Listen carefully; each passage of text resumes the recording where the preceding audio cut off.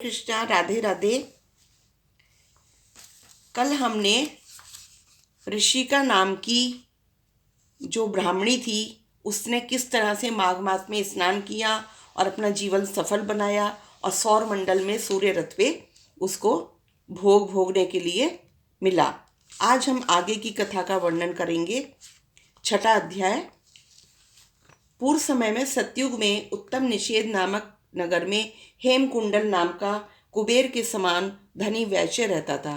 कुबेर को धन का राजा कहा जाता है, इसीलिए उसकी उपमा कुबेर से की गई है। जो कुलीन अच्छे काम को करने वाला, देवता, अग्नि और ब्राह्मण की पूजा करने वाला था।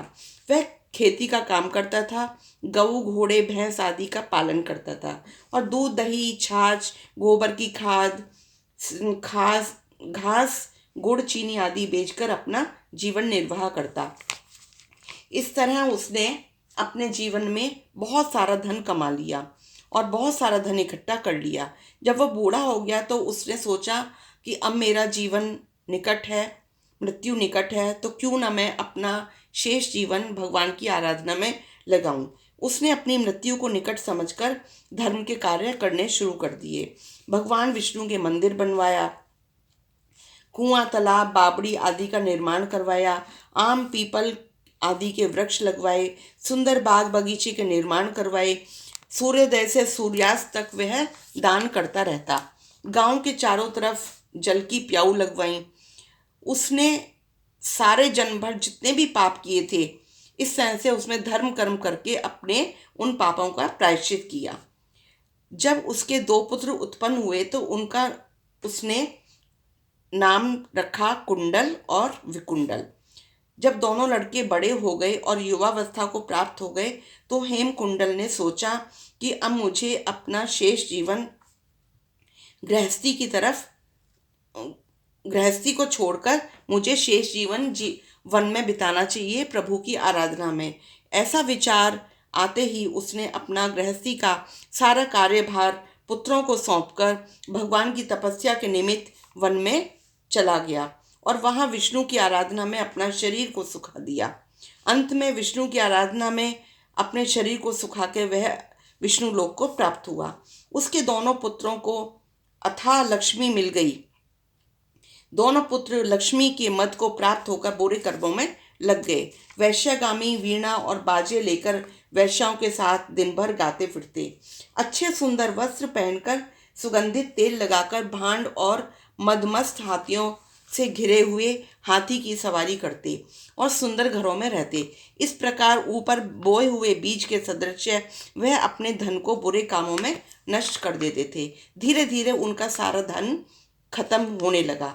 कभी किसी पात्र को उन्होंने दान नहीं दिया, कभी कोई हवन या पूजा पाठ नहीं कराई, ना ही देवता या ब्रह्मा जी की सेवा की।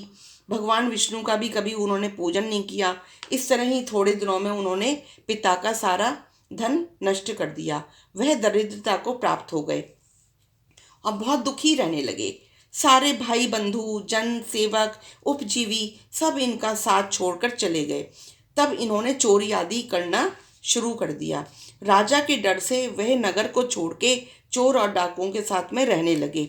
वहां अपने तीक्ष्ण बाणों से वन के पक्षी, हिरण आदि पशु और हिंसक जीवों को मार मार के खाने लगे।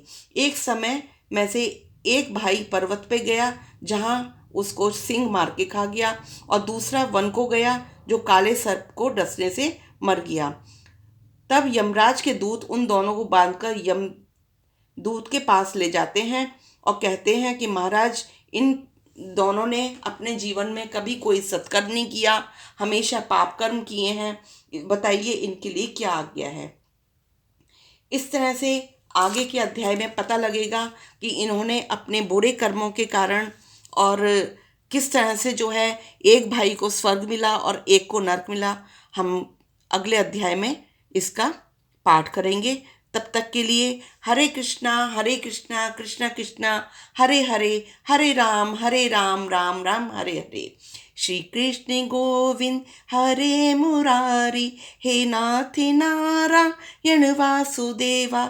जप करिए, तप करिए, भगवान के नाम का जाप करिए और अपने जीवन को सफल बनाइए। जय जय श्री राधे, जय जय श्री श्याम।